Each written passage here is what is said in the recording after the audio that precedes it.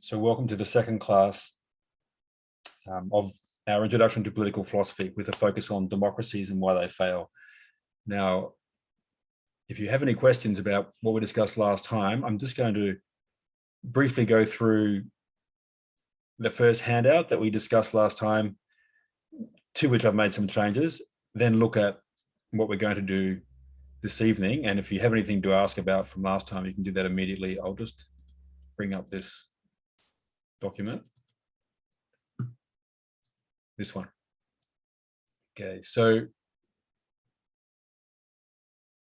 I'm just going to reiterate just the basic terms that we're using when we look back at classical political philosophy. And the basic word for a political community is polis, often translated as city or city-state. City-state is not helpful because the distinction between state and society is not classical. And as you can see in Plato's discussion of the different kinds of regime, by a regime, he means a way of life. So there's no distinction. And the way of life, the regime, the character of a city, is not something that's opposed to or in distinction from the laws or the constitution or what we call the state. Those things are an direct expression of the way of life of the people who have the authoritative positions in a community. So the city is the political community, and the regime is the character or the way of life of those in authority. And in a democracy, that's the many. And to put it more brutally and more clearly, the way Plato and Aristotle do, that's the poor. Okay.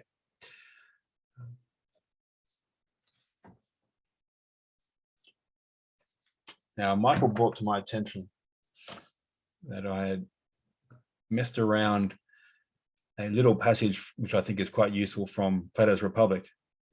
I may have mentioned that if you count up all the lines, by the way, is this text visible? Is it too small or visible? Okay. Let me know at any time if sound or text or something is not accessible, and I can change it. So I've neatened up the translation of this passage, which I think, which I'll go through again, because it's very helpful for understanding the problem that Plato is posing, and then we can look at the various solutions that Aristotle and the moderns propose for that problem. So there's two parts. He says, unless philosophers rule as kings in the cities, and that sentence implies that there are philosophers and there are kings. First alternative is the philosophers who don't rule become kings. Second, those now said to be kings, right? The actual rulers we have aren't genuine rulers. They're said to be kings, but they don't really have the qualities that would make them genuine statesmen in view of this teaching. Those said to be kings and those who, and ruling powers, those who have the ruling power, unless they genuinely and sufficiently philosophize, that's the first expression. And unless political power and philosophy should fall together into one, should coincide literally.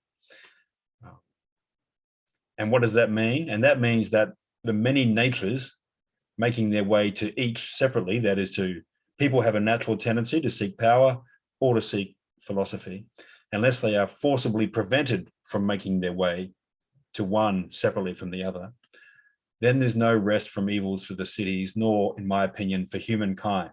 So that's Socrates expressing his opinion of the political problem. He says a very similar thing later when he says, you only have good rulers when you force those people who don't want to rule to become your rulers. And it's a psychological suggestion about human beings and their desires. And one of his ways of articulating this this psychology is to say that human beings have very basically three propensities: intelligence, or the desire for wisdom; spiritedness, or the desire for honor; and desire per se, bodily desires, and so on.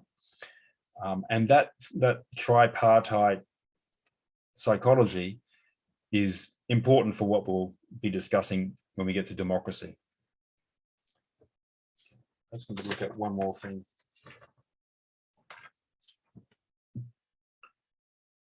So in the timetable, I'll just go over this timetable very roughly again. So the poetic background constituted by Homer, Hesiod, and others, but Homer being the most important, articulates for the Greeks the character of their cosmos, at the peak of which are the gods. And the laws of the particular cities, Thebes, Athens, Sparta, the laws that are made by either by an oligarchy or a democracy or whatever, they depend ultimately on the gods. So the laws depend upon a supra-legal belief. Now, philosophy substitutes for that supra-legal belief, that for that world, an ordered cosmos of which there are natural principles, so that laws can be made in the light of principles rather than dedicated to and hopefully protected by the gods. So philosophy's initial character was to say, well, these natural principles are the ones that are the same everywhere. Aristotle's example is that fire goes upwards here and in Persia, and what justice is different, right? So philosophy initially took its orientation by what is not subject to human making or will, what is natural. And for example, the elements like fire, earth, and water, and so on. Now, the political implications of that was drawn by people who we now call sophists or rhetoricians, who concluded that therefore justice itself is merely a legal institution and you should ignore it. You should seek your own good. The good is opposed to the just. You should seek your own good by manipulating the laws. And what I didn't have last time was an expression of that, and now I've placed one in here by an interesting person called Antiphon, who was in some ways an opponent of Socrates. He appears in Xenophon's Memorabilia in dialogue and argument with Socrates, and there's a couple of very interesting moments. But this is from his own writing, of which we only have fragments. I'll just read this. He says, "Justice is not transgressing the laws of the city, the polis, of which one is a citizen. And to be a citizen is to be, well, politeuomai means to participate in the rule of the city as a citizen. A human being would use justice. So justice is not a virtue. It's a human institution that you can use most beneficially for himself if he were to hold the laws in great esteem among witnesses, that is, to pretend to esteem the laws, but were to bear witness to the natural things when alone. That is, when alone, you dedicate yourself to the natural desires and ignore the law. Because the lawful things are put together, they're fabricated. Natural things are necessities. And the lawful things, being the result of agreements, are not natural. While the natural things, since they grow up by nature, naturally, are not the result of agreements. So if one transgresses the laws and escapes the notice of those who made the agreement, one is free of shame and punishment. So not just punishment, but there's no need to have a poor conscience about something, because there is no good or bad outside of nature in reality. But not if one doesn't escape notice, then you may be punished. But if one violates the things beneficial by nature, contrary to what is possible, even if one escapes the notice of all human beings, the evil is no less. And it is not even greater if everyone sees it, because he is not harmed in opinion, but in truth. So the natural goods are the only goods, and justice, shame, and so on, these are all mere human institutions. Now, this is the political reflection upon pre-Socratic philosophy, and it's not a political philosophy. It can't be taught as a political philosophy because there's no common good. So it was taught merely by certain disreputable people who went around selling their capacity to teach the art of rhetoric so that you could then bend the law to your natural desires. Now, what Can I just ask, in that it's not explicit, but am I right in saying that it's implicit there in this passage that the natural goods are the satisfaction of the bodily desires, say? Yes, it could include other things like power over others, but yes, yeah.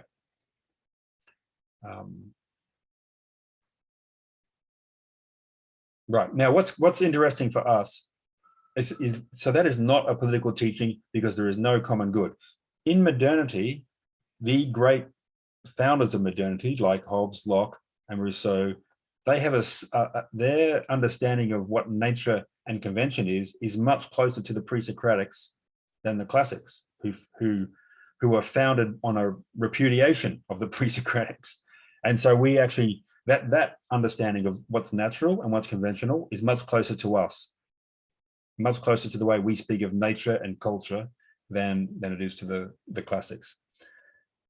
So the classics are founded by Socrates, who appears to be teaching that there are natural principles, not just of non-human things, or the intelligibility of the whole within which those non-human things have their place. But there are also natural principles of, for example, nobility, justice, and what is good for a human being. So that's just in brief, and that's one of the modifications I've made to that handout. And I've put in a long excerpt from Nietzsche to represent the postmodern account. So basically, the poetic background to philosophy, and philosophy being the discovery of nature, sometime around 650 BC onwards were the first philosophers. And then this turn in the character of philosophy where it turned seriously to the political things, as if these constituted something worthy of theoretical and or practical interest. And then there occurs this break in modern thought where this notion that there are natural principles of justice is denied by the early moderns, and that leads them not to sophistry or rhetoric, but to a teaching that there is a common good, because we can make common war against, say, scarcity or unhealth, death, ultimately, by forming a social contract. And Hobbes, Locke, and Rousseau are the classic social contract teachers of modernity. And then more recently, late 19th, 20th, and 21st century, we have repudiated the early modern teaching and adopted, to use Nietzsche's terms, either a soft or a hard nihilism. Okay, that will do for that handout. Does anyone have any questions or suggestions? Okay, so on to today. Now, I've got in the first couple of pages here a part of this, a summary of the Republic, which is unhelpfully detailed, but I just want to bring out a couple of points that are going to be helpful for us to read a few passages in Book 8 about democracy and how democracy turns into a tyranny. So the dialogue as a whole is Socrates repeating 350 pages of densely argued Greek to himself the day after he has this conversation with a number of young men and their father. And within that conversation, he is reproducing his discussion with two young men, Glaucon and Adeimantus, who are Plato's brothers. And they're the ones that he's speaking to in Book 8 that we get to. Now, what happens, just the drama of the dialogue in brief, is Socrates and Glaucon have gone down to the harbor of Athens where a new god is being introduced, indicating that it's not just Socrates who introduces new gods into the city. And he's ascending back to the city from the harbor when he's, in inverted commas, arrested by a young man called Polemachus. And he's arrested so that he can be brought back to Polemachus's house, where there is this sophist, Thrasymachus, a teacher of rhetoric, who is already there. And this is a setup by these young men, because they want to hear Socrates defend justice, because they've heard Thrasymachus teach what I suggested before in the words of Antiphon, which is that there is no natural principle of justice. Justice is not good, if you act justly, you're doing good to someone else. So therefore, the thing to do is to manipulate the law so that people are doing what's good for you.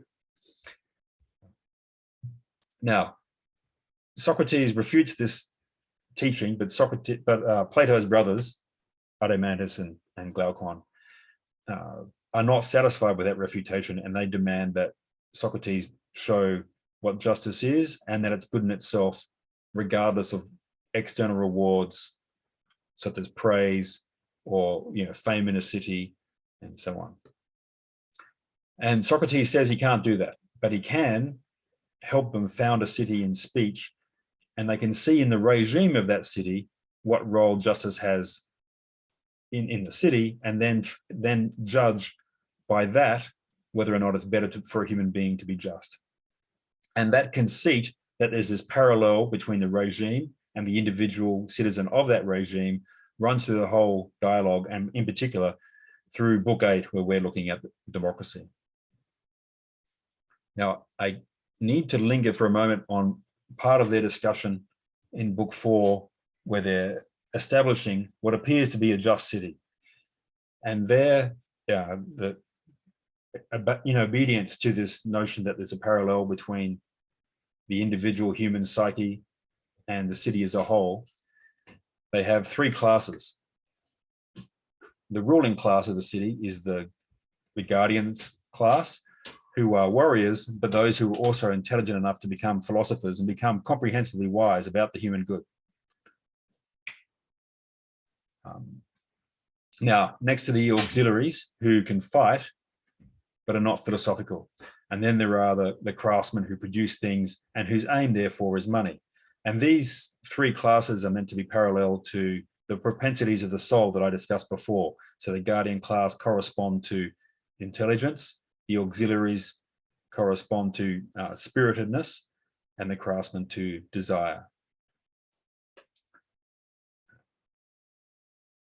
Now, by the end of that discussion, Socrates says, well, if your soul is by nature in the best condition, when your intelligence is ruling and your desires and your desire for honor in their proper proportions, because they're being ruled by your intelligence, then you would be happy. And if we define justice as each part of the psyche doing its own role well, then you'll be in your best condition and happy when that's the case, as the city will be in its best condition when each part of the city does its own role well. Now that should be it. Conversation over. Socrates has proved that justice is good for the individual. Now, at the beginning of Book 5, there is a replication of the beginning of the dialogue where he was arrested. Now he's rearrested, and these young men who he's talking to demand that he justify one of the conditions of the just city, which he slipped in, which is that there'll be community of women and children. That is, there'll be no families. And he then justifies, first of all, the equality of occupations, then the elimination of families, the community of men, women, and children altogether, and then the rule of philosophers. Now, one of Plato's brothers, Adeimantus, then says, well, all the philosophers we know are either useless or vicious. And Socrates says, you're entirely right. But my defense speech, my apologia for that, is that they're useless because people don't make use of them. They would, and he reproduces this metaphor of a ship. If you had someone who genuinely understood astronomy, but everyone else is competing to be captain, then you're not going to have the person, you're going to have the most powerful person rule and not the person who understands astronomy. And then he apologizes for their viciousness by saying that people with the best natures are distorted to the opinions of the city and seek for things like fame rather than knowledge, in particular the knowledge that would prepare them to become statesmen. And then he goes into the education that would be necessary to produce the kind of people who could justly rule the city in such a way that the city is not destroyed. And having discussed that, he claims that he's then shown that this most just city, this noble city, is possible. And then we come to the beginning of book 8, where he summarizes the conditions for the best city. Women are in common, so therefore there's no families. Children and their education are in common. Practices in war and peace are in common between men and women.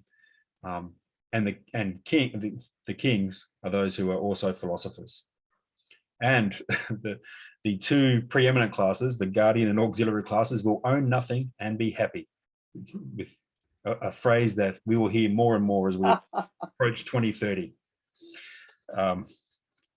Yeah, so okay, so then having discussed what would apparently be the best city, which is a mythical place a long way away. That and in Greek, the word for best is aristos. So the best city, as he says, is an aristokrateia, an aristocracy, which means rule of the best. And then he discusses the cities that will be the decline from that. And he puts this in a mythical framework, so it's not meant to be a discussion of what actually happens historically. It's meant to be a continuation of this psychological understanding that informs all political regimes. And he posits that this aristocracy, the city in speech, would decline, first of all, to a timocracy. So timere in Greek is honor. So the rule of those who love honor. And he likens them to the Cretan and Spartan regimes, which were thought by many people to be the paradigm for a city. And if you know anything about Sparta, you know, all of those practices designed to sharpen the love of honor against all bodily pain and so forth. And the absolute control of one's desires in the effort to do what is held to be noble by the city. So that's democracy, a love of honor. Then oligarchy, which literally oligos is oligoi, are the few. So the rule of the few, but the precise meaning is the rule of the rich. And democracy is the rule of the demos, the people, the many, and therefore the rule of the poor. And then tyranny means the rule without law, the absolute rule of someone without law. Now, I'm just going to point to where the Republic goes after that. So having discussed these 5 regimes, Socrates then makes a comparison between the philosopher and the tyrant, the philosopher king and the tyrant, and he provides what he describes as proofs that the philosopher is several hundred times more happy than the tyrant. And that should be the close of the book. Then there's a 10th book on poetry and philosophy, which ends with a poem or a myth. So yet more paradoxes. But yeah, now to our more narrow purpose. Okay, so the overall intention of the Republic is to show the relation between what's just and what's good, or human happiness. And it's discussed on the basis of this parallel between the individual human being and the regime, the political regime of which the human being is a part.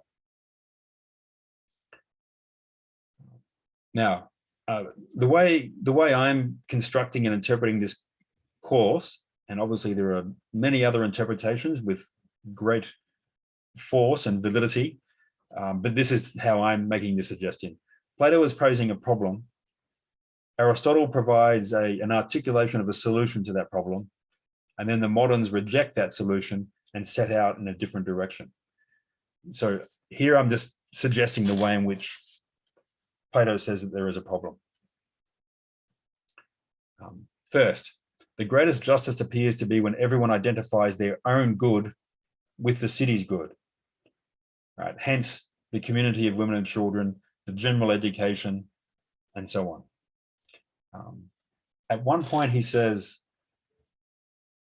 we want everyone to come to the whole of the city's aid, as if in the same way that when if someone puts a nail into any part of your body, your whole body feels it.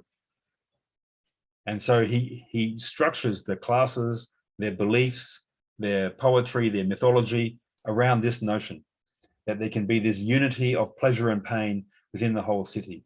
Now, that obviously shows the problem, because there can be no unity between two people because they're on the same level that the body has unity. And that's why he's trying to recreate the unity of a body through opinion. And that's just one of the fundamental political problems. Now, second problem, for Socrates, the greatest justice, which is the best way of life, which is philosophy in which intelligence rules spiritedness and desire, that is in tension with every city and the opinions that govern every city. And I'll read just one of the many ways in which he expresses that. So he says, the other so-called virtues of the soul, apart from wisdom or intelligence. So justice, courage, moderation, so on. The other so-called virtues of the soul are perhaps somewhat closer to the body, for they are not in being in us before, but they are produced in us later by habits and training. But the virtue of intelligence, and here he uses a word, phronesis, which in Aristotle becomes practical judgment as opposed to theoretical wisdom. But here he's using it in a very broad sense, intelligence in a very broad sense. The virtue of intelligence happens to be, it seems, the most divine and never to lose its power, but it becomes useful and beneficial or useless and harmful.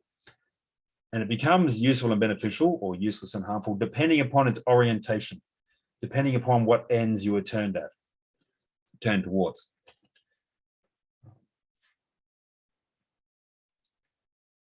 Now, that means that intelligence is always going to be in some tension with the beliefs that constitute a healthy society, as well as an unhealthy society.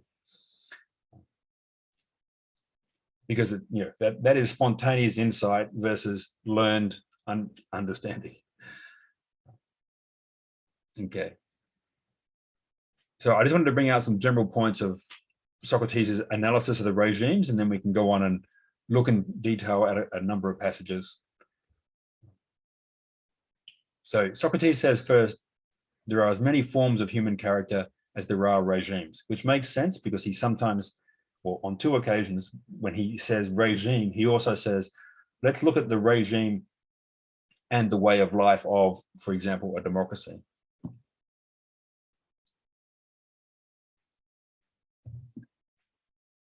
Secondly, a change in regime arises from a faction in the ruling offices. That is, the ruling class that constitutes the regime begins to lose its unity. So it's not just oligarchs, or it's not just people who love honor, or it's not just Democrats and so on.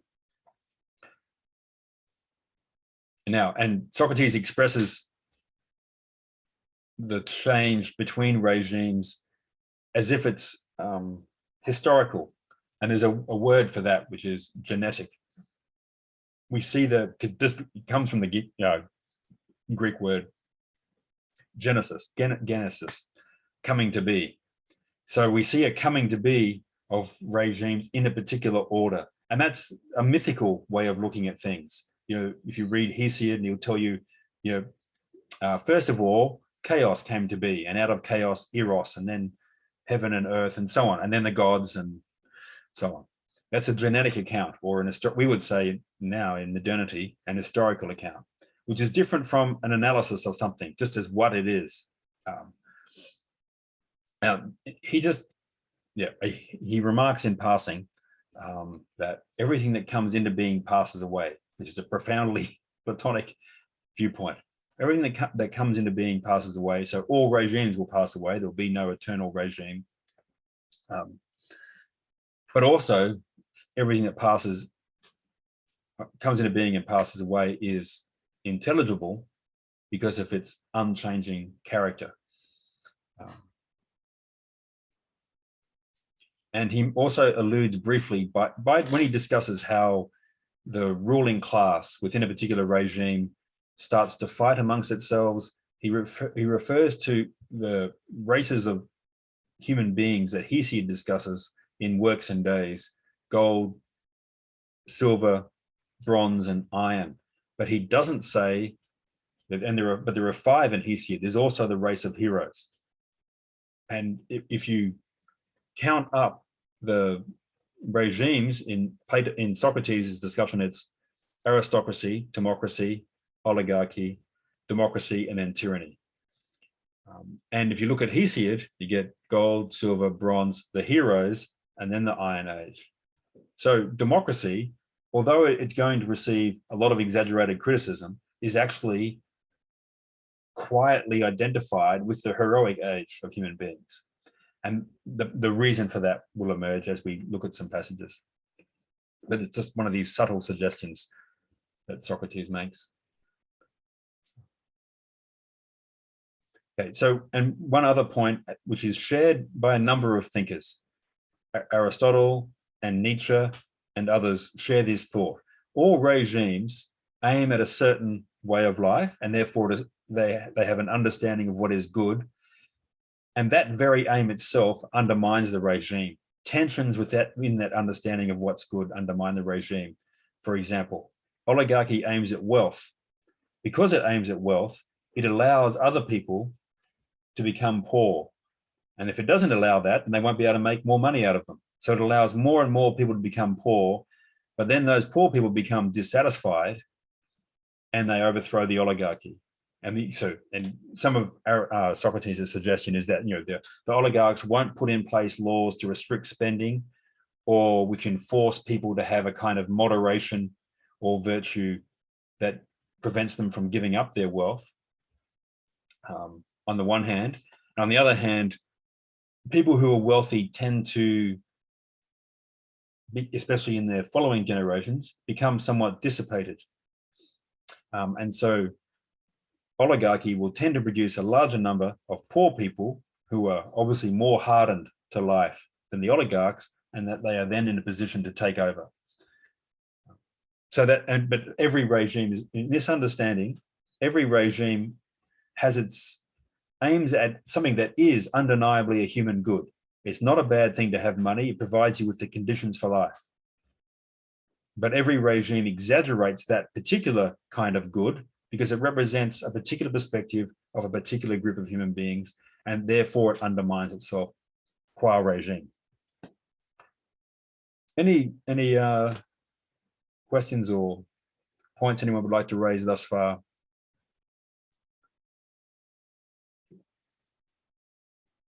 We're making unheard of progress, which is good. It means we can linger with some of the text. So first of all, these two sections on the character of the democratic regime and citizen, why the democracy turns into a tyranny, and then I'm just going to very schematically discuss the principle of democracy and why they fail. And the principle of democracy is clearly freedom. And that's true for antiquity and modernity. Now, there's an expression, I think it's in the Federalist Papers, that they were founding the regime, the American regime in this case, for liberty, not license. So there's a distinction between a responsible understanding of freedom or liberty, in which you still have what are traditionally called virtues, habits of character or excellence that require a certain amount of self-overcoming. And that's different from license, which is just following every desire wherever it may lead. Now, the key to understanding democracy is it possible to maintain an understanding of freedom, to maintain freedom and not let it turn into license, because that will lead to its destruction in this teaching. Now, so as free, democracy allows people to live, and this is an expression that occurs in the Republic. Everyone lives as they please. And that includes, for the most people, not taking part in politics. So, and that makes that regime different from the other regimes where the ruler can't help but take part in politics. But here there is a point where democracy is praised. And I'm going to read a passage. This is at 557D.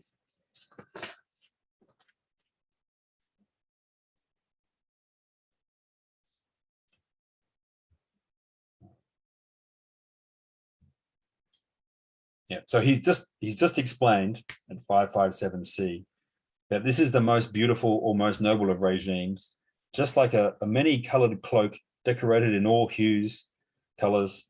This regime, decorated with all dispositions, all kinds of character, would also look fairest or most beautiful, and many perhaps, Socrates says, like boys and women looking at many-colored things, would judge this to be the fairest, the most beautiful or noble regime.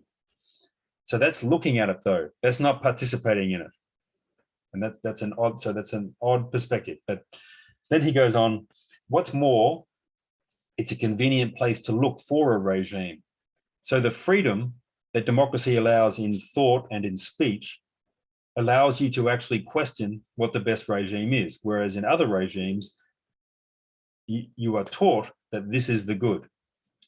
But freedom contains this human possibility. He says, because thanks to its license, not liberty, it contains all the forms of regimes, and it's probably necessary for someone who wants to construct a city, as we are just doing, right, to go to a city under a democracy. So Socrates, who is now in the democratic hub, in the harbor of Athens, is not unaware that it's partly the democratic conditions that allow for the possibility of philosophy, which he takes to be the highest human potential. So any criticisms he makes of democracy must be read with this in mind.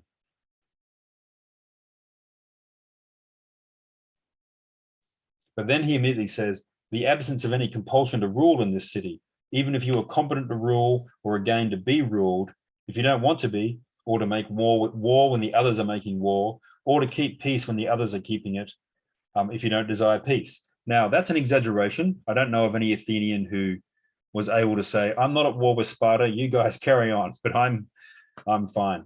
Apart from the fact that there is a play by Aristophanes where a character makes a separate piece, and Aristophanes is all throughout Plato. There's a dialogue between these two authors going on all the time. But it's also the point is that Socrates dramatically exaggerates what actually happens in a democracy to try and show you its meaning. And the meaning of freedom begins with, you can follow the way of life that you wish, but it begins with saying that reality itself is just going to be accessible to our will.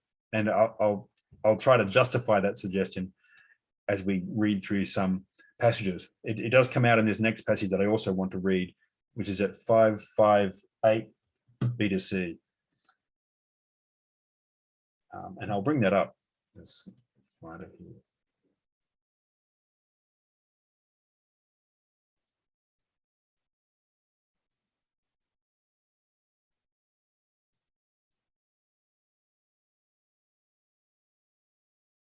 Okay. And it's, this is the B. So right from that B. So I note that he's just quoted a poet and inserted the word hero in there. And that's another reflection on this fact that he's in this very delicate conversation with the poets constantly. So like everyone educated at the time, he knew a lot of Greek poetry, except of course he was Plato. So he knew it profoundly well. And there's many interesting works of scholarship showing how if you find a quote from a poet in Plato and you go back to the original, you will find that it illuminates the passage that you're reading, and also it's in argument with that poet. One day we should just read one page of Plato somewhere and look up all those things and have that discussion. Okay, so he says, Yeah, because and one of the exaggeration is this sentence here. In such a regime, haven't you yet seen men who have been sentenced to death or exile, nonetheless staying and carrying on right in the middle of things as though no one cared or saw, stalking the land like a hero? No. And that's part of this exaggerated criticism of the tendency of democracy towards the equality of all things, including the equality of criminal and non-criminal activity. But you can see that in our time clearly, like we are trying to decriminalize everything. And instead of criminalization, we say harm reduction. There is no, and we're living out now in a version that's getting quite close to the exaggeration that Socrates makes.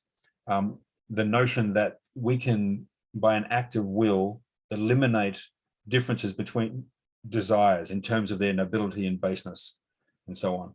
And that's a partly reflection of what he says here at B. He says, and this regime's sympathy and total lack of pettiness in despising what we were saying so solemnly when we were founding the city.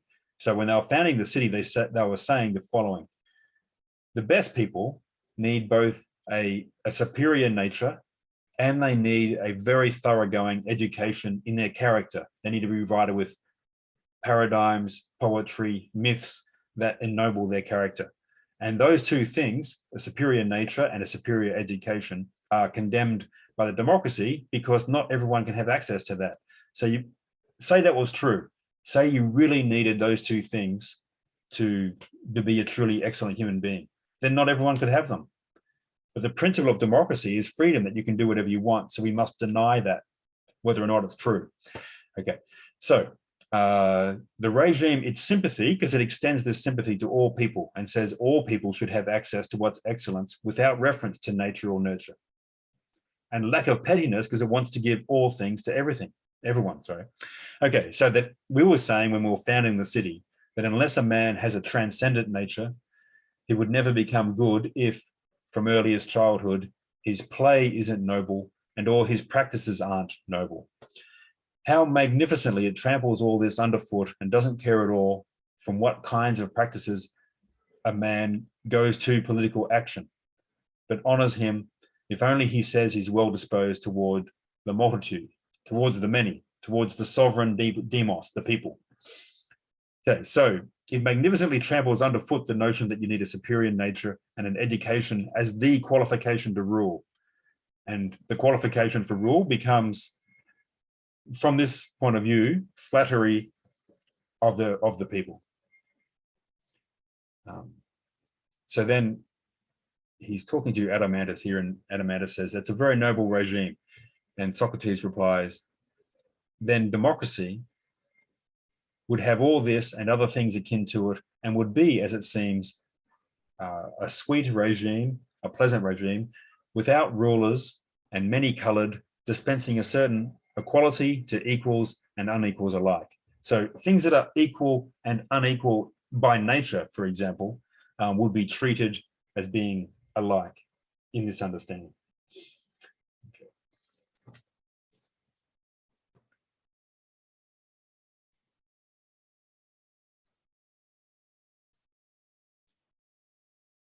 Right. Now, he makes reference to what he calls the three genuine classes of a democracy.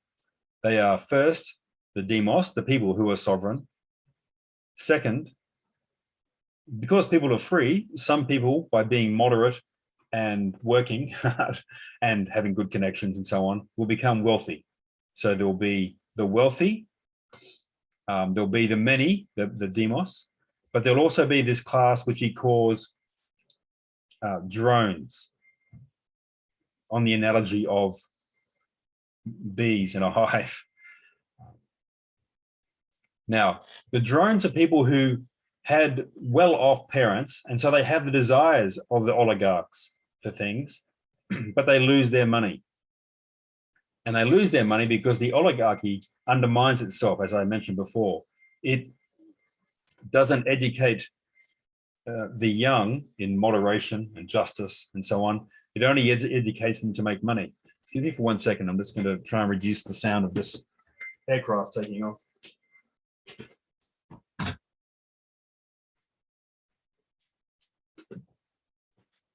Right. And so that means you have some people who feel entitled but are poor, and he calls these drones, and they're the class that is going to undermine the oligarchy and turn it into a democracy. And they're still existing in the democracy. And it's from them, people who take themselves to be leaders. It's from them that that the whole political class comes into being. Those who are going to become leaders, and those who flatter them and surround them, and who won't let anyone else become politically popular. No.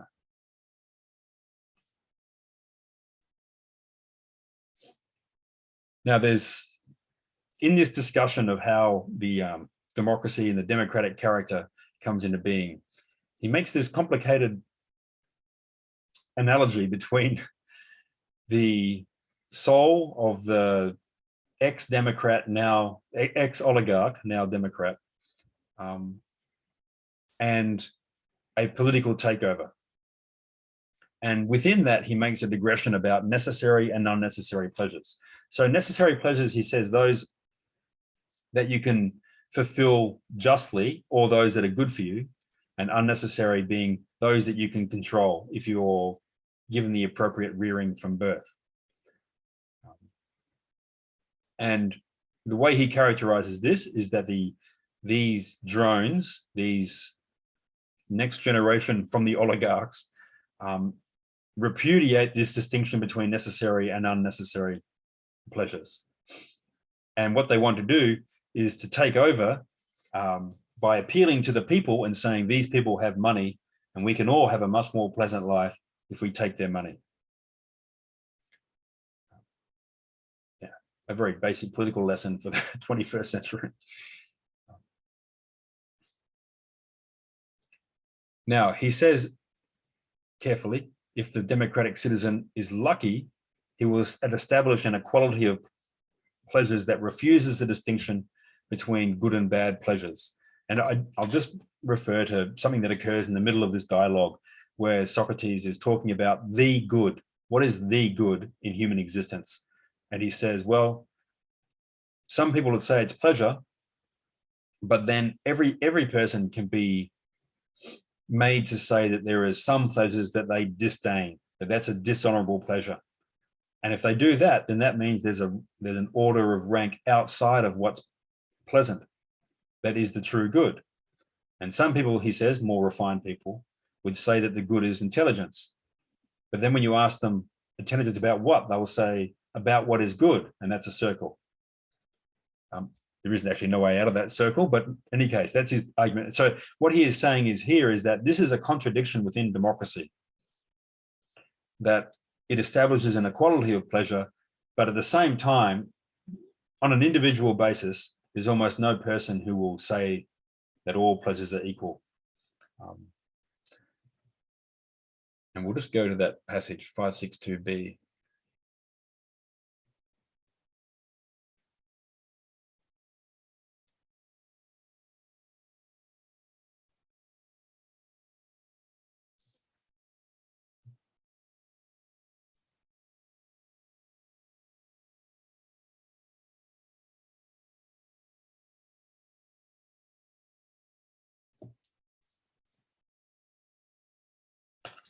Sorry, just 1 second. I just need to make sure I'm not missing something that we need this.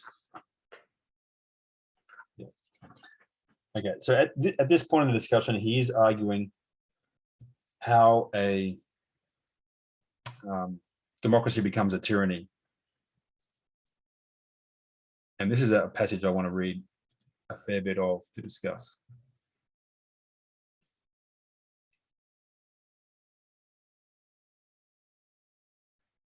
So at 561a, he says, isn't it in this way, as he's been discussing, the dissipation of this distinction between necessary and unnecessary pleasures, that a man, when he is young, changes from his rearing in necessary desires to the liberation and unleashing of unnecessary and useless pleasures. So the oligarchy does have the virtue, the oligarchs have the virtue of being fairly moderate in their desires. Why? Because they cost money. They want to make money. They don't want to spend them on some lavish lifestyle unless they can afford it, and unless all the investments are going well, and so on. And you can see that in people who succeed at business. They're very hardworking. They tend not to be, hedonists and so on. Now, so at 561A, about 5 there, he says, then I suppose that afterward, such a man lives spending no more money, effort, and time on the necessary than on the unnecessary pleasures. However, if he has good luck and his frenzy does not go beyond bounds, and if, also, as a result of getting somewhat older and the great disturbances having passed by, he readmits a part of the exiles, that is, these older opinions he had from his oligarchic father about restraint and so on, and he doesn't give himself wholly over to the invaders, that is, these drones, the democratic leaders, then he lives his life in accord with a kind of equality of pleasures he has established, to whichever one happens along, as though it were chosen by the lot, which is a democratic procedure. You choose your jurors by lot, and so on. You choose, who's in the assembly this month by lot. He hands over the rule within himself until it is satisfied, and then again to another, that is, to another pleasure, dishonoring none, but fostering them all on the basis of equality. So freedom is the principle, but freedom leads to equality as being a subsidiary principle. But that's going to cause an interesting tension shortly. So Adeimantus agrees to this. And then Socrates says, and I said, he doesn't admit true speech. Now, speech this is Bloom's translation of logos, which can obviously, its central meaning is speech. It's also sometimes translated as reason or argument. So a true account or true reason, he doesn't admit that or let it pass into the guardhouse of his soul. If someone says that there are some pleasures belonging to fine or noble and good desires, and some belonging to bad desires, and that the ones must be practiced and honored, and the others checked and enslaved. Rather, he shakes his head at all this and says that they are all alike and must be honored on an equal basis. Right, so freedom to pursue what you want leads you to the inference that of equality in desires, despite the fact that there are true arguments, in Socrates' view, showing that some desires are noble and some are base. And I think in everyone who is forced to articulate what they think, there are these moments of silence in Aristotle, book Gamma of the Metaphysics, when he's arguing with someone about the principle of non-contradiction, and when Socrates is arguing with Callicles in the Gorgias, there are ways of avoiding having to articulate your opinion. And so silence can preserve the consistency of your argument. But that's and that's a problem, because philosophy depends upon the willingness to articulate things. And so Adeimantus is happy to agree to this, and he says that's exactly what a man in this condition does. And then we have this in Platonic circles, this is famous description of the democratic human being. Then I said, he also lives along day by day, gratifying the desire that occurs to him, the chance desire, at one time drinking and listening to the flute, at another time downing water and reducing, so dieting and drinking water, now practicing gymnastic, that is athletics, and again idling and neglecting everything, and sometimes spending his time as though he were occupied with philosophy. And it's as though he were occupied because the desire to know doesn't come as a compulsion. It's just some temporary whim. But again, philosophy is only mentioned in democracy. So democracy makes possible the best way of life, even if it's not the best regime. Often he engages in politics and jumping up, says and does whatever chances to come to him. And if he ever admires any soldiers, he turns in that direction. And if it's money makers, in that one. And there is neither order nor necessity in his life. But calling this life sweet, free, and blessed, he follows it throughout. And Adeimantus says, you have described exactly the life of a man attached to the law of equality.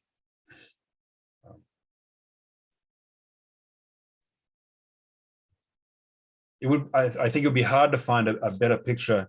And I mean a better picture of my own youth. Like when our youth are not given compulsion and necessity, and they're not given images of nobility that they feel compel them to follow a certain way of life. And people often find very good things by this process, often called experimental, although I'm not quite sure. There's a lot of scientific method in it. But in any case, we probably should have a break. It's 7.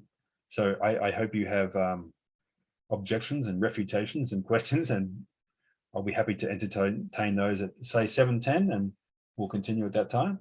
Great, thank you.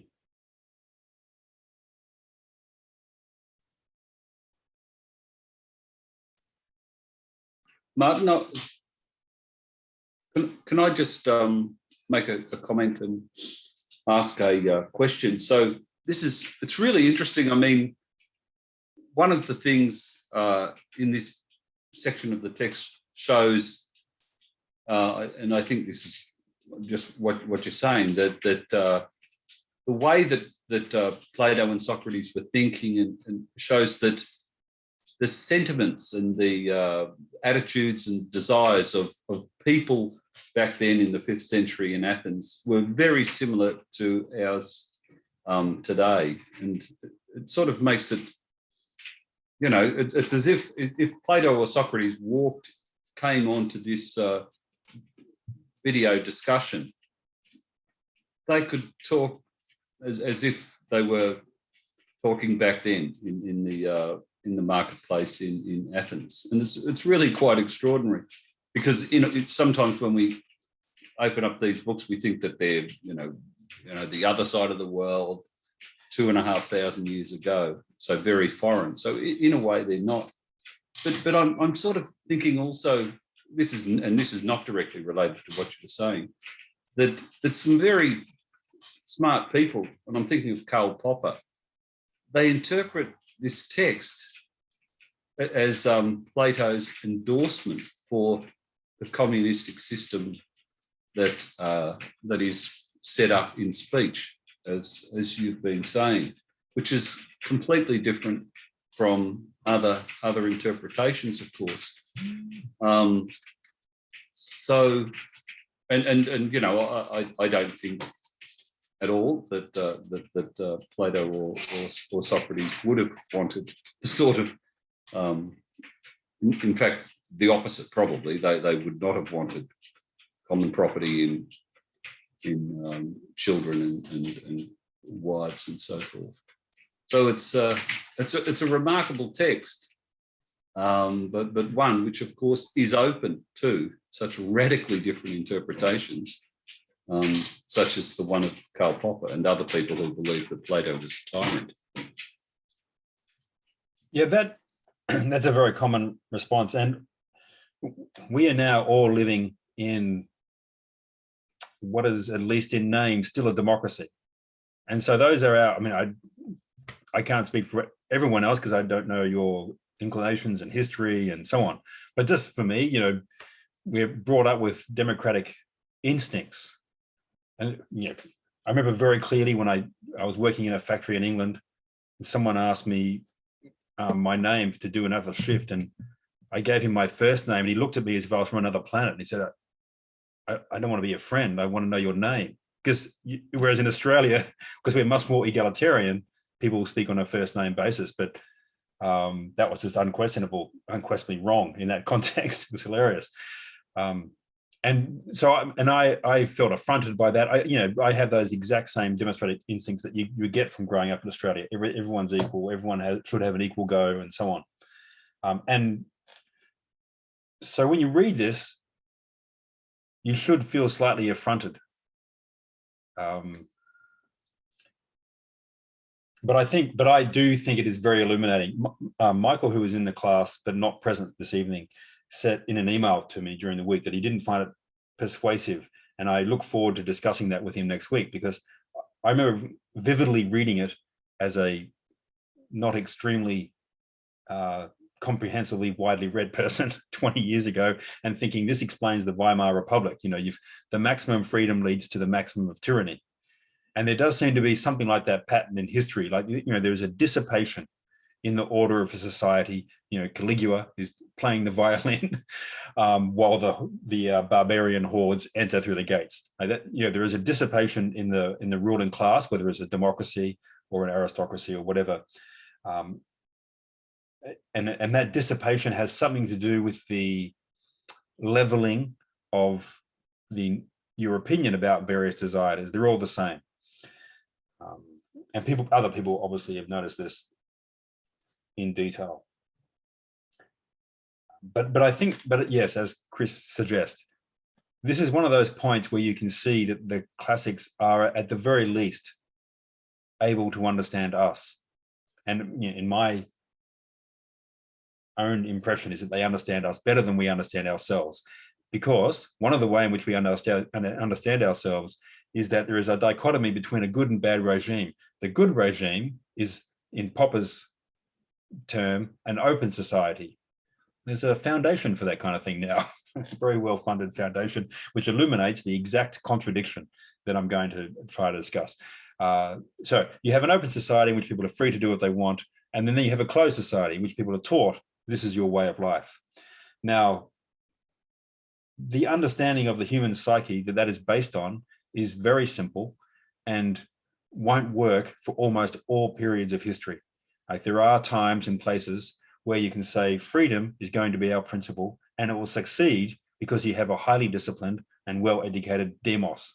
For example, you're founding a country out of more or less well-educated Englishmen in the 1700s in the partly discovered country of what is now the United States. But there are many other times and places where you can't do that. You don't have that material to work with. So democracy depends upon certain things that it doesn't recognize. And I read that passage about how it refuses to recognize superiority in nature and the necessity of a superior education.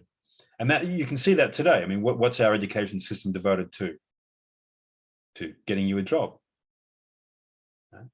And there are no lofty humanistic goals that go beyond that, because that would be discriminatory. Okay. And there are many other aspects that, what I find interesting now is that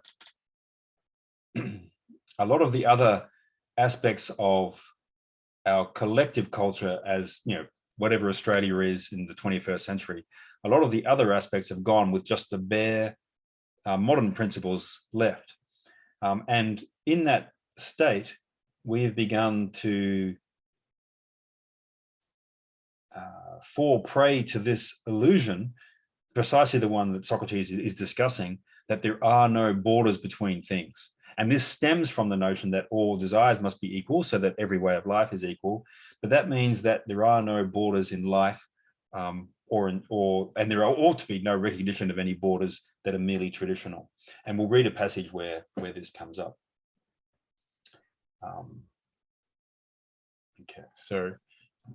Martin, I do have a point to raise. It's quite curious that I should say Socrates as well, who said that when you have a democratic state, that all pleasures are equal and all pleasures are equal and people pursue different things.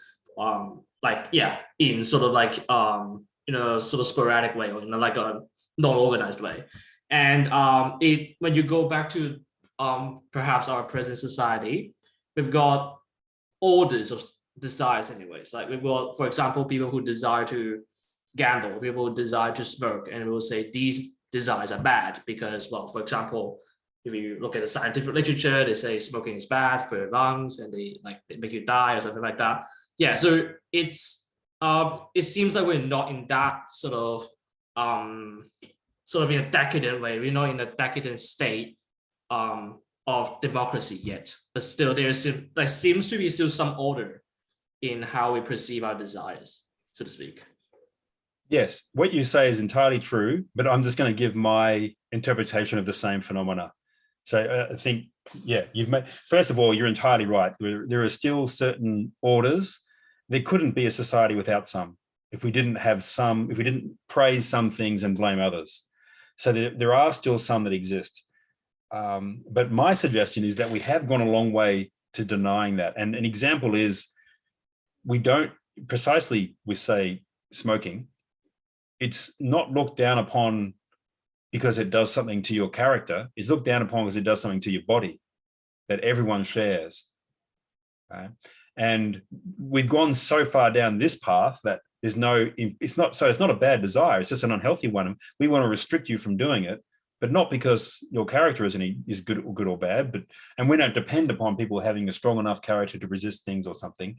And that's why we now have in Melbourne some places where you can take drugs safely, right? Because we want to reduce the harms of your body so that you won't OD, because we'll have the appropriate syringe and someone to help you measure the amphetamine or whatever it is, so that But that means, and the explicit argument for this kind of thing is that we don't want to judge anyone, which means we don't want to judge between desires. We just want to reduce the harm to the body, and I think that's a fairly radical expression of this impulse that Socrates is discussing, that we want to say all desires are equal. Whether you want to take drugs or write a poem, that's absolutely up to you. We don't want to judge. We just want to make it easier for you by helping provide you with a needle on the one hand or a pen on the other. So that's my rhetorical expression of that thought. Is that not though a little bit getting towards the tyranny then? By saying, you can't smoke here, you can't, does that precipitate the conditions for the decline into tyranny? Well, the way Socrates discusses the decline of the tyranny is more that since desires have become more equal, and since we no longer make the distinction between good or necessary desires and unnecessary desires, or those that can be harmful and therefore need to be disciplined. We don't make that distinction. So we want to fulfill all the desires, but that requires money. And so the leaders of the people who put themselves forward and say, I am a friend of you, the people, we are being deprived of our rightful way of life by the 1%. We, the 99%, must take the money that they have. They don't deserve that. And and then the people think, well, this is our champion, the person who stands for us, and we will give him the power to defend us and a bodyguard and so on. And after a while, it's too late. They have a tyrant. So that's how he's describing the descent from democracy into tyranny. But there is this paradox which you're raising, which is that freedom can very often lead to its opposite very easily. The broader example is you no longer have the freedom to judge, which may be the most important thing that a human being possesses. Nietzsche says the sense of nuance and capacity to judge subtly, which is the greatest reward for life, that you develop this capacity over the decades of your life. That's now illegal. You can't judge, right? Is that really as far back as Nietzsche, is it? This idea? Which idea? That one should not judge. No, he's saying that the sense of the capacity to judge subtly is the greatest reward of life. Okay, right. But I think you were saying, obviously correctly, that we are absolutely discouraged from judging. That's what I'm saying. Yeah. But and Nietzsche's contributed to that by saying that there is in fact no basis in nature or culture for the distinction between noble and base, and therefore it must be imposed. But he himself testifies to the fact that thoughtful discrimination, we all know what a bad discrimination is, to discriminate against someone on the basis of something irrelevant to the task they're undertaking or to their aspirations. and that's obviously wrong. But therefore, we're discriminating between good and bad discrimination. But to be discriminating used to be a virtue, and that's what Nietzsche meant by that. To be able to just make fine discriminations. But Anson, I think you wanted to come back before. Did you want to say something? Yeah, I want to sort of push the point a bit further, and I guess from Trish as well, because it seems like the distinction between tyranny and aristocracy is not that clear then, because ultimately what Socrates is saying is that knowledge is good. We've got the system which fosters knowledge, therefore the system is good. That's ultimately what aristocracy is about. And tyranny, which is also with aristocracy, the sort of restriction of freedom, or let's just say this is good, that is bad. And it is bad only in the sense that it is not knowledge, or it is not what Socrates says is good. I'm not sure if I'm stretching the point too far. Okay, so I think I am. Yeah, no. Can I just? Okay, I'll just make a suggestion, and you can respond. So, what I was saying before is that people like Karl Popper, who say there's an open society, and this is a very frequent modern description. There's open societies and closed societies. The open ones allow for freedom, and the closed ones are all tyrannical. Doesn't matter what form it takes, aristocratic or whatever. And that you appear to be saying something similar to that. Now, I would defend Socrates and Plato by saying that their understanding of psychology is superior to Karl Popper's, because there is no simple freedom. Because simple freedom is drinking and listening to the flute one day, dieting and exercising the next, getting involved in politics without having studied anything the next, and so on and so forth. So that's a life without necessity or compulsion. And that dissipates human talents, I suggest. Whereas the older, the Socratic, Platonic, and the tradition in general, in very different ways, all think that we have a human potential that requires a certain amount of discipline or training or education or rearing. And that's not the highest thing. And Plato's pointing out that there is always a tension between that rearing and training and discipline and education and the highest thing, which is thinking for yourself and thinking what's true. Right? But there's this Aristotelian phrase of which I'm quite fond, that art completes nature. Without the education and the rearing, you can't complete the natural propensities, whether they are theoretical or practical.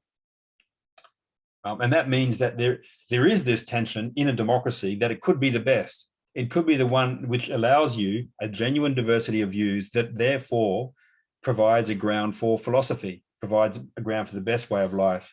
But it has a tendency to lead towards Popper's view, that freedom is license. Freedom is the absence of theoretical and practical constraints. And that is the popular political scientific view, that there's authoritarian regimes and there's free regimes. But I tend to think that leads to the problem that Socrates is indicating. I don't think I have a response for that, but that's good. That's thought provoking. Thank you. Thanks. Okay, so we can look at a bit more text here. And this is where he does talk about an excess of freedom turning into the extreme of slavery. So that will give us some more grounds for discussion. I'll just share the text again.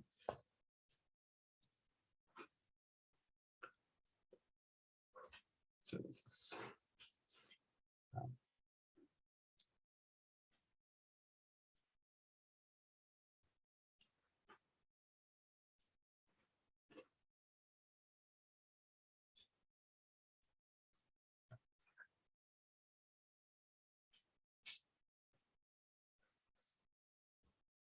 sorry, I just want to see where we were last time.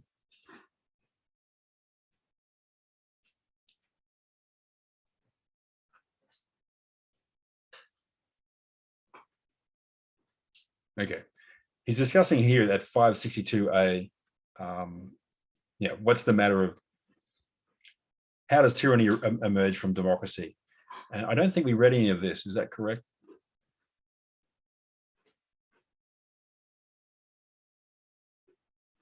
Okay, I'm going to start from 562C. Okay, so he says, this is Socrates. Then, as I was going to say just now, does the insatiable desire of this, that is, freedom, and I believe, let me just make sure I have that right. Yeah, so freedom. For surely in a city under democracy, you would hear that this is the finest thing, the most noble thing it has, and that for this reason, it's the only regime worth living in for anyone who is by nature free. Okay. So then, as I was going to say just now, does the insatiable desire for freedom and the neglect of everything else change this regime and prepare the need for tyranny? And Adeimantus asks how, and he says, I suppose that when a democratic city, once it's thirsted for freedom, gets bad wine bearers as its leaders, that is, the people who, the demagogues or populists who promise the people what the people want as opposed to what is good for the people. There's a perfect illustration of this in Plato's Theaetetus, where Socrates says, how do you suppose things would go if there was a court case against a doctor and the prosecutor was a baker, and the baker is saying, and the jury, the 501 jurors of the Athenian jury, if they were children, and the baker would say, this man here, he cuts you and he burns you and he makes you drink disgusting tasting medicine. I, the baker, will give you sweet, beautiful rolls and so forth. Who will win in that trial with the children? And the metaphor Socrates is proposing is that I, Socrates, am telling you what you actually need for human excellence, which is, I'm afraid, going to require quite a lot of hard work. Whereas the demagogue will say, no, it's easy. We just need to take the money from these rich people or whatever it is. So he says that a democratic city, once it's thirsted for freedom, gets bad wine bearers, that is, that people who will feed this thirst as its leaders, and gets more drunk than it should on this unmixed draft. The Greek wine was quite strong, and so you got a bad reputation if you drank it unmixed. Then, unless the rulers are very gentle and provide a great deal of freedom, it punishes them, charging them with being polluted, corrupted, that is, and oligarchs. And Adeimantus says, yes, that's what they do. Adeimantus is sympathetic to the Spartan regime and not so sympathetic to the Athenian democracy. And it, the city, spatters with mud those who are obedient, that is, to the current rules, alleging that they are willing slaves of the rulers and nothings. Socrates says, while it praises and honors, both in private and in public, the rulers who were like the ruled, and the ruled who were like the rulers. And so freedom appears to lead to diversity. It, in fact, leads to homogeneity. Because, it's a rule of democratic life that the ruler doesn't wants to be the first among equals, to use a phrase that was used of the great Athenian ruler Pericles. You don't put yourself forward as an aristocrat. Like Winston Churchill was a superior human being. He'd already read so much British history and Hansard, and wrote his own history of the English-speaking peoples, and so on and so forth. He's a very, very learned man. One of his ancestors won the war against Napoleon, for which he got Blenheim Palace, right? So he was brought up in Blenheim Palace. He's an aristocrat in every possible respect, by nature, breeding, ancestry, but he didn't say that. He says, I want to serve the people. I belong to you, the people, and I'm your servant. That's what a democratic ruler has to do. But we're in that difficult situation, whereas we need intelligent rulers who have an understanding of political things, but the ruler has to be like us. And so we very rarely get the rulers we need, which are people like Pericles or Churchill, who have the understanding necessary to lead prudently, but yet are able to appeal en masse to people, because they seem like the doctor and not the baker. Okay. So, isn't it necessary in such a city that freedom spread to everything? So freedom starts to dissolve boundaries. And Adeimantus says, is happy to go along with this. How could it be otherwise? And Socrates says, and my friend, Socrates says, for it to filter down to the private houses and end up by anarchy being planted in the very beasts. And I'm going to read the following 2 paragraphs, which represent this kind of exaggeration of the direction in which a democracy tends. And Adeimantus says, what do you mean by that? He says that a father habituates himself to be like his child and fear his sons. And a son habituates himself to be like his father and to have no shame before or fear of his parents. That's so he may be free. And a metic is a resident foreigner. A resident foreigner is on an equal level with someone who lives in the city, a townsman, and a townsman with the resident foreigner. And similarly with the person who is simply a foreigner, because a metic has the right to reside in the place, whereas simply a foreigner is a stranger who has come to the place. So there's a dissolution of the fundamental boundaries that make up a political community, which is citizen, non-citizen. And that's clearly happened. There are many people now who profess to dislike political boundaries and want to do away with them, successfully in the case of the southern border of the United States and in other places. Okay. So Socrates says, yes, that's what happens. These and other small things of the following kind come to pass. Socrates says, as the teacher in such a situation is frightened of the pupils and fawns on them, so the students make light of their teachers as well as of their attendants. And generally, there's a pedagogue, so the person who leads them to school and so on. And generally, the young copy their elders and compete with them in speeches and deeds, while the old come down to the level of the young, imitating the young. They are overflowing with facility and charm. That's so they won't seem to be unpleasant or despotic. So you start from freedom, you move to the equality of desires, and that means that those attributes that used to be considered distinguishing, age, learning, citizenship, began to dissolve. And we have that to a very high degree. I hope this doesn't sound too petty and resentful, but when I was teaching in the States at a number of different universities, your employment next semester is dependent on your student results this semester. So it's a lot of people give in to the temptation to just give people very high grades because that's what the kids want. And I've had lots of fights with students about their C, you know. Yeah. And so, yeah, this is one example of how what ought to be a distinction. If you're in front of a class and you're teaching in a university, it should be because you've distinguished yourself by some learning and you have something to teach, and therefore the students have something to learn. But you know, the principle of equality can erode that. If you just compare it like a German classroom of the late 19th century and a modern German classroom, you know, there's a radical difference in the extreme reverence they used to have for learning in Germany and what they have now. Not that I'm saying that sorry, Martin.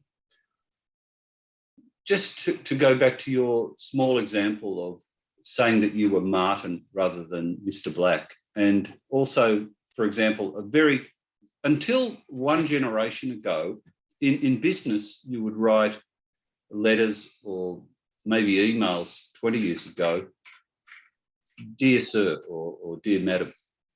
And this has almost dried up completely. Now, my suggestion is that there's something good about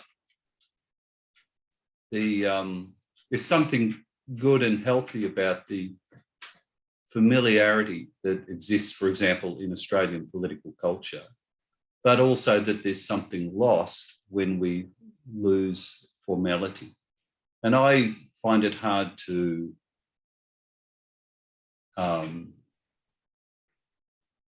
balance up or to assess which is which is worse, the loss. Yeah, the loss or the gain is better. Yeah, well, I grew up with the Australian way, so I'm sympathetic. But on the other hand, when I went to the States, they still have a bit more of a remnant. Well, I don't know about now, but they used to in the university. And so I was always addressed by a student who would come up to me as, oh, Professor Black, whereas in Australia it's Martin. And I like that only because, well, the main reason I like that was because I got to address the two people who I actually admired as Professor Rosen and Professor Bruhl. Everyone else, not so much admiration. But I didn't mind calling them Professor Griswold or whatever, because I do respect the rank. So I actually prefer that in that instance, because at a university, you are being given, if it's a decent university, I'm not going to guess at the numbers of those that remain, but if it's a decent university, then there are valuable things that you can learn, and that deserves some respect. And that's one aspect of the Australian way that I don't admire. But on the other hand, that lack of admiration that we express by everything being a first name basis is in part a proper reflection of the fact there aren't that many distinguished people around. Our politicians are not distinguished people, so that makes some sense. But it's a self-reinforcing cycle of mediocrity. I hope this. I sound very negative. I'm sure. I just mean that flippantly. Okay, so just to No, it's true. I find the same. I find the same with the way we dress, and how there are very few formal occasions anymore. I mean, I was at a wedding on the weekend, and even that wasn't a terribly formal occasion for some people. And I think that's a reflection of the same decline. And while it's lovely in a way, in terms of nobody is judged by being, less appropriately dressed or more appropriately dressed or whatever, as they might have been, 100 years ago. But at the same time, it's like, oh, but it's a wedding. It should be formal. Yeah, you see those pictures of Australians at the beach from 1910, and they're all wearing suit and tie, and it looks absolutely absurd. But yeah, in all things, this casualness, and it springs out of freedom and then equality, and there are gains and losses. And this is why I think Socrates is helpful to us, because he's pointing out the losses, whereas we're well aware of the gains. We don't want to force people to do things they find uncomfortable and expensive and so on. But it does mean that what you're saying is ultimately there's no difference between a better and a worse desire. And that's A, false, and B, it degrades the quality of your life. That's what he's saying. And I think there's some truth to that. But let's just make, Sorry, Martin, my last little comment there, just in response to Trish, and it relates not just to dress, but address. So when people do get dressed up and spend a lot of time with that, and also when they're writing a proper email or sending a proper letter, it's more, shall we say, it's more elevating to do it, and it's more edifying to receive someone into your presence when they've taken care about they've had a shave and they're wearing a nice tie and all that sort of thing, than if they just wear thongs. I used to work in the teaching system too, and students these days, they don't know how to send a proper email. So my suggestion is that there is a lot of value in the distance involved in formality and acknowledgement of the hierarchies in these arrangements, and that the losses are very significant, though, as you just said, to be wearing a suit and tie at 100 degrees on the beach in Sydney in summer 100 years ago was not a practical thing. Yeah, let's eviscerate our society further. I want to get through these two paragraphs, and then we can just discuss. And there was actually quite a bit more discussion last time. I don't know if that's because you were stunned into silence by my treasonable betrayal of democracy or what, but yeah, please feel free to speak up at any point. Okay, so And just one other last point on this: people habituating themselves to be, children like fathers and fathers like children. Another striking aspect of dress is, I remember being in the States and seeing people in their 70s wearing, like tracksuit pants or like things the kids wore. There's a very striking homogenization of dress. Okay, so the boundaries are dissolving. And he says, these and other things, this is at 563A3, these and other small things of the following kind come to pass. The teacher, we've had that. The young copy their elders, and the elders copy the young because they don't want to appear despotic, that is, to have standards of any kind. And then he says, and the ultimate in the freedom of the multitude, my friend, as Socrates says, occurs in such a city when the purchased slaves, male and female, are no less free than those who have bought them. And we almost forgot to mention the extent of the law of equality and of freedom in the relations of women with men and men with women.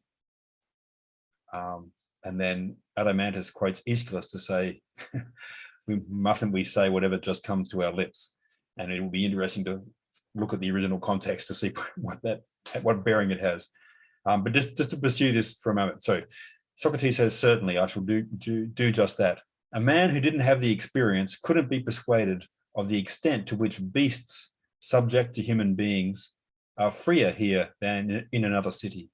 The bitches follow the proverb exactly and become like their mistresses. And because there is a proverb about dogs looking like their masters and mistresses in Greek, as there is in other languages.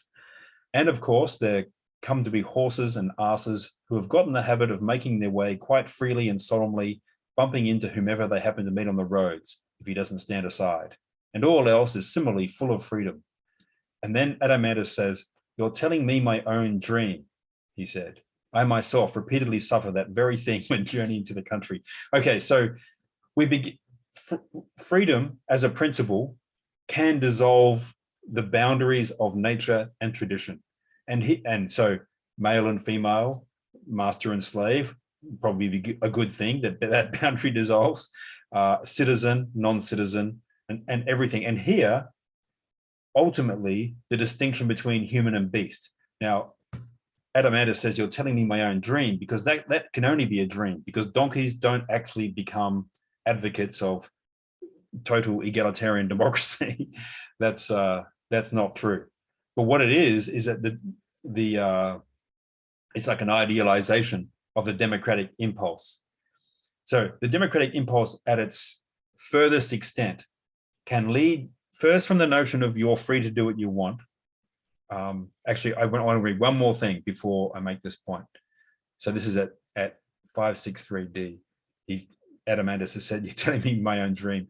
And Socrates says, then summing up all of these together, do you notice how tender they make the citizen's soul, sensitive to offense, so that if someone proposes anything that smacks in any way of slavery or any kind of restriction, they are irritated and can't stand it. And they end up, as you well know, by paying no attention to the laws, written or unwritten, in order that they may avoid having any master at all. Right, so the healthy impulse to avoid slavery, the healthy impulse that both Plato and Aristotle make as their main political goal, that you have a society that is free. Now, Aristotle concedes against his own teaching that even a good society will have slaves, but he teaches that it's unnatural and wrong. So it would be good if you could do away with that. And the best society is the one in which people are free and they can rule and be ruled in turn. So they can participate in rule in the only way that's possible for a large number, which is by taking turns. Now, Plato too would, and there's no mention of slaves in the Republic. So we have the technicians and the farmers, and then we have the soldiers, and then the philosopher kings. And there's not a discussion of slavery. So it looks like he's eliminated it. But I just want to, okay, so so the healthy instinct for freedom, for the rejection of being either a slave or a master, that healthy impulse can lead to its exaggeration in two directions, or in one direction with two steps. The first step is to say, well, if you're free, and we interpret freedom as license, not responsible liberty, then you're free to follow any way of life, which means we can make no distinction between any different kind of desire.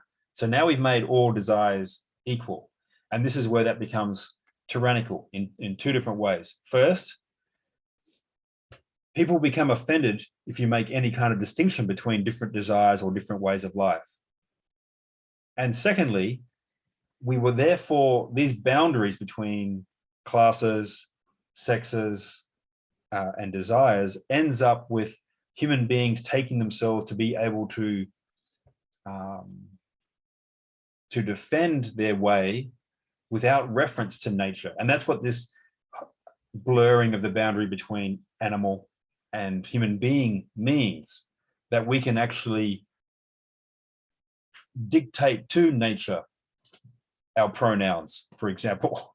Like, we are not bound to the nature of biological sex. And we get very offended if our desire isn't treated as equal to any other desire. So the impulse from freedom ends up with a sensitivity and a quickness to take offense that in itself is restrictive on judgment and on standards. That's the first way in which democracy becomes tyrannical. The second way is the substantial way in which people appeal to a leader who promises them dreamt of satisfactions, for which we only need to take it from these people who are keeping it from us, the 1% people, the oligarchs. And then he describes how a tyrant establishes himself by appealing to these desires. But yeah, first of all, I'd be glad to discuss any of these points and any of these suggestions. Martin, could you just comment on the Aeschylus reference? No, not right now. Yeah, I'd have to get the text out.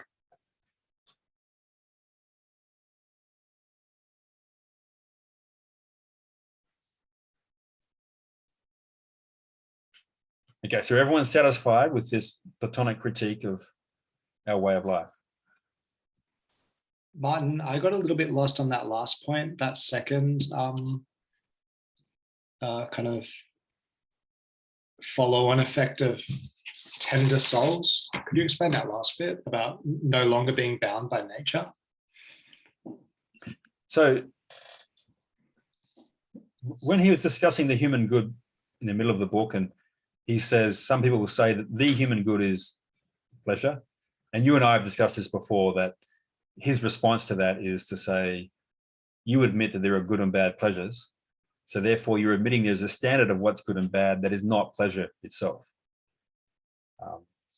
Now the reverse of that is, if you say whatever pleases me is good, then you have to say there's no difference between good and bad pleasures. Because if you do say there's a difference, then you're able to say, well, that way of life is good and that way of life is bad. So when the principle of freedom becomes radicalized, it must refuse to admit that there's a distinction between a better or worse pleasure. Now, where do we get the distinction from better or worse pleasures? Well, there are many traditional judgments, but they ultimately have their roots in human nature, that it's naturally noble to be pleased by certain things. The pleasure that comes from doing the right thing, despite the fact it might lose you some money. That's a noble thing, not necessarily good for you or your bank account, but that's a noble thing. And you're meant to take pleasure in that from this point of view, from Aristotle and Plato's point of view. You're meant to take pleasure in that. That's a proper pleasure in a noble act, as opposed to the pleasure you would get from taking that money and spending it at the harm reduction center.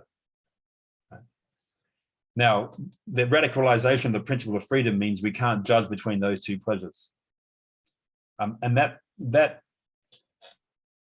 desire turns into spiritedness, because that means I must defend myself, and we all must defend ourselves against any judgment, any decision of what's better or worse. So desire for pleasure turns into spiritedness and political rancor or offensiveness. Yeah.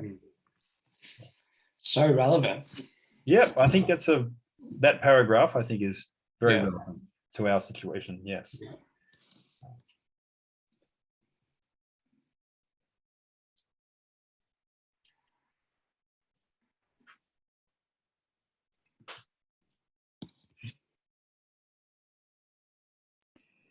And when you talk about the substantial way that people hand over power to the one who will save them from the 1%, is that like giving someone emergency powers? Yes. Sorry. So no, it's exactly apt, because the tyrant says, I'm going to make sure that these oligarchs tax part of their unearned superfluous wealth, but they will attack me. So we're going to have to suspend certain laws. Now we've had the situation where the current tyrants have said, we will save your bodies by taking from you the democratic principles under which you live, freedom of movement, freedom of association, and so on. They've all just been destroyed for 2 years because of these conditions. But in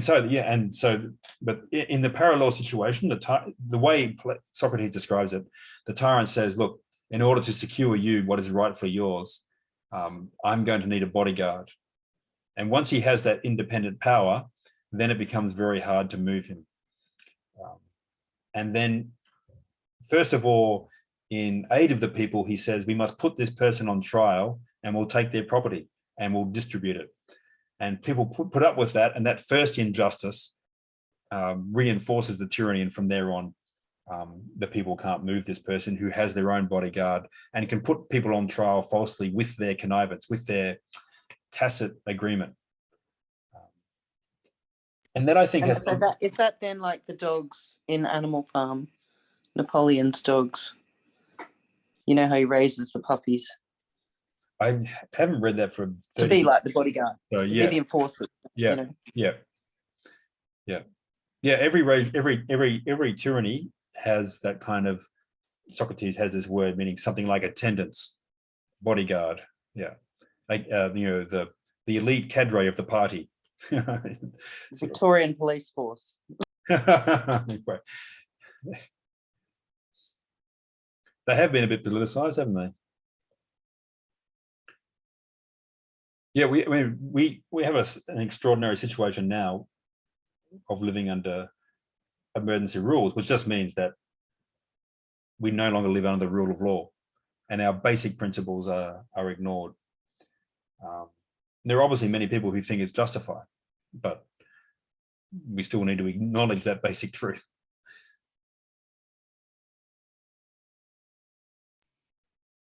Can I ask one other thing, Martin? I saw there was a bit, we didn't read it together, but there was a part about the lotus eaters.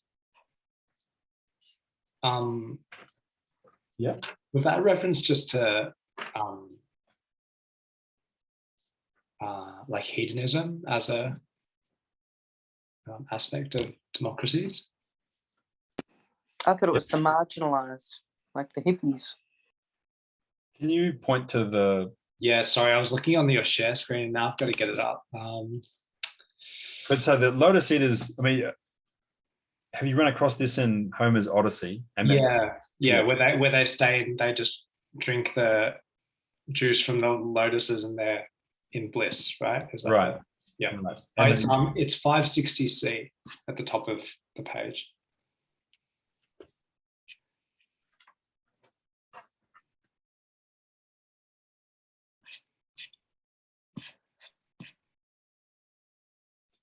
Sorry, 566. Sorry, 560C. All right. Thanks.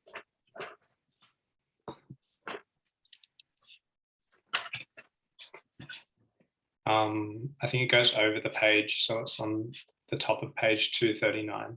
Okay, so then. Okay, so in the absence of the traditional education, false and boasting speeches and opinions ran up and seized that place in such a young man. So this is the oligarchic man becoming a democrat. Doesn't he go back again to those lotus eaters and openly settle among them?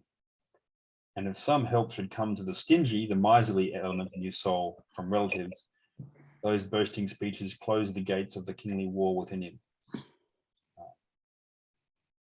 Right. Yeah. So the lotus eaters, yeah, that refers to the indiscriminate and therefore inarticulate love of pleasure. Yeah. And that's the one which he is saying comes from this class that the oligarchy produces that ends up destroying the oligarchy. People who they haven't been sufficiently educated. He says like this is that oligarchy doesn't pay enough attention to education in character. And that leads to its own downfall because the oligarchs themselves become soft and they can be overthrown. And their children, that they feel, we would say they feel entitled to have their pleasures fulfilled because they come from this wealthy family, but they become poor because they don't have the self-discipline, they spend their money. And so they're poor and entitled and therefore angry. But at the initial stage is, yeah, as you point out, that they take indiscriminate pleasure in, in both the necessary and unnecessary pleasures. Yeah, the lotus eaters, it's an amazing analogy to the reduction harm clinic.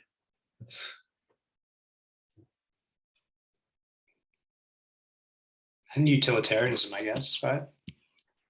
Just seems like fairly base. I don't know. Yeah. Mills, I mean, Bentham is the one who says pushpin is the same as poetry, like a little game you play with a doll. Whereas Mill tries to make this argument that, there's still a distinction between pleasures, but I don't see how he can maintain it in his own terms. Yeah, so that brings us to 8. So yeah, thank you for your attention. I'll just stop recording if anyone else would like to